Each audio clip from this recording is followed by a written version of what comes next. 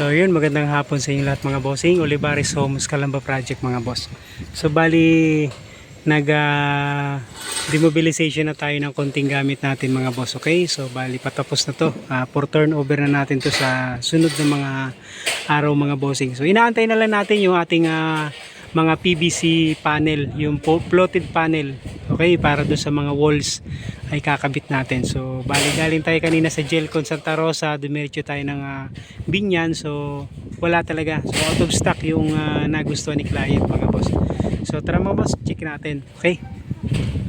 So yun mga boss, nakapagkabit na lahat ng mga PVC cladding, the same time yung stone, alright na rin. Pintura, all goods na mga boss. So bali maghahakot na tayo ng mga kalat, basura. So yung garahe yan mga boss, naka-tiles na rin yan. So Octavio Gray ang tawag dito mga boss, Octavio Gray. Mariwasa 40 by 40. So sa service entrance, naglagay din tayo ng steps. Okay, so ito naman mga boss, pwede natin itong gawing i-landscape natin to. So Bermuda. Tapos halaman. Okay, so lanay. Ito yun mga boss, lanay. Alright. So yun, yung roof eave natin mga boss, bali spandrel ang kinabit natin dyan. Tapos yung mga bintana naman, pinto, naglagay tayo ng canopy. Alright. Tapos fixed glass, double glaze na tawag. Okay, so 12mm, 12mm, so almost 24mm yung kapal nung tempered glass. Okay, so yun, may tatak tempered glass.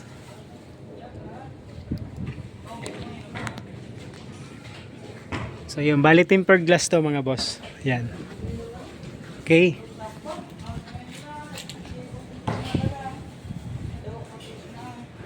Okay, so ito naman yung PVC outdoor panel natin. So kinulang tayo ng isa, buti na lang nakakuha pa tayo ng isang piraso. Okay, so nakarating tayo ng Gelcon. Ito yan mga bossing. Yan. Okay, so nakarating tayo ng Binyan. Okay, tapos may nakuha din tayong GD11 medium. Okay, so para yun sa taas. Alright, so main door. Ito yung main door natin. So bali kinustomize natin 1.2 by 2.2 meters yung ating main door. Ito yun mga boss, check natin. Yan. So ito yung main door natin, tapos naka-cladding din, naka-PVC ceiling din, PVC ceiling panel din tong garahe. Okay, yan. So pasok tayo mga boss, wala pang doorknob. So bali electronic yung magiging door lock natin dito. Okay. Tapos kakabit na rin yung mga grills, bali nirepaint. Pag natuyo, kakabit natin. So bali naglinis na rin tayo dito, okay? So ito naman sa loob, dining tsaka living area, ayan, naka PVC ceiling din siya mga boss. So bali ito yung may mga groove mga boss. Okay, may mga groove. So yun dun sa garahe, naka-flat lang siya. Okay? Tapos yan. Ito yung kitchen area mga boss. Bali mababa, mapapansin nyo mga boss yung countertop natin gawa ng as a request by the client mga boss. So meron dito upuan, so pwede dito habang nagluluto, pwede mag-work.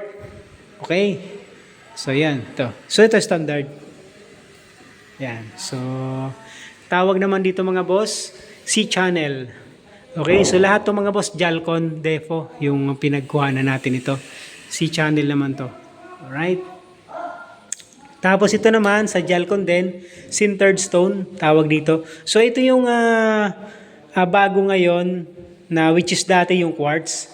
Okay, so ngayon sintered stone ang tawag. So mas malapad to. Okay, tsaka mas marami siyang design kaysa doon sa quartz. Okay, kaya ito napili ni client mga boss. Okay, ayan. So nakakabit na rin. Okay, check natin dito sa dirty kitchen. So ito naman dirty kitchen to. So bali maglalagay pa tayo dito ng pinto. Okay, so dirty kitchen to. Going to maid's room. Ayan, maid's room to mga bossing. Ayan. Okay, so may sariling quarters yung maid's room. The same time, may sarili din siyang CR. Ayan, okay.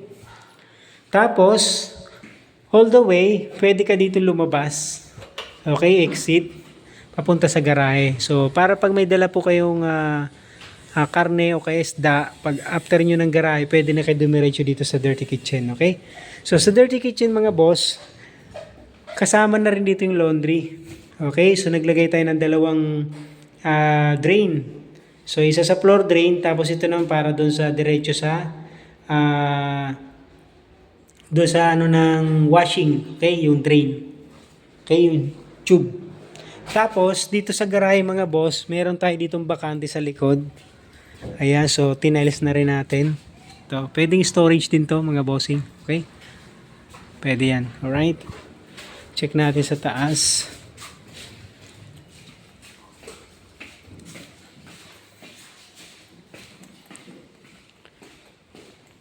So ito naman mga boss, bali kakabitan natin to ng solid wood. Okay? So pinapinis na rin natin kay Boss Noe. So kakabitan to ng solid wood.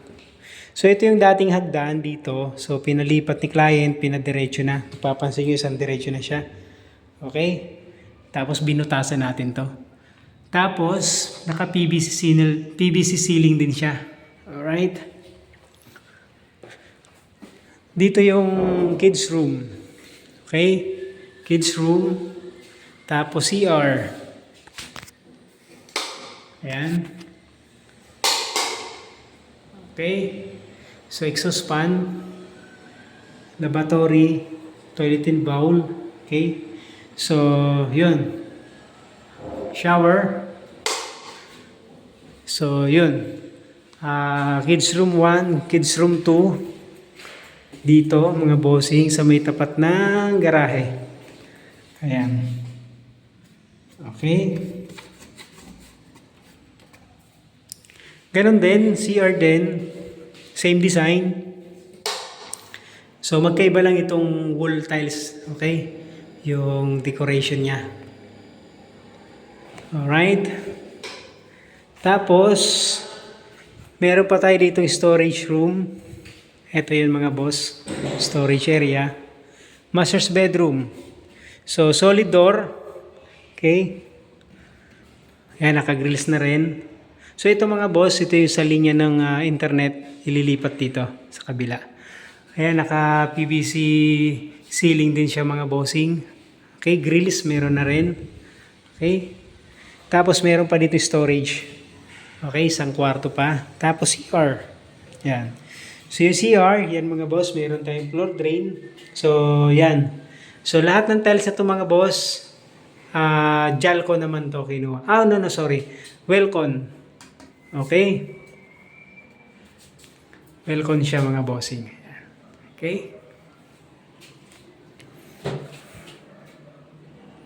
Tapos, terrace. Yan.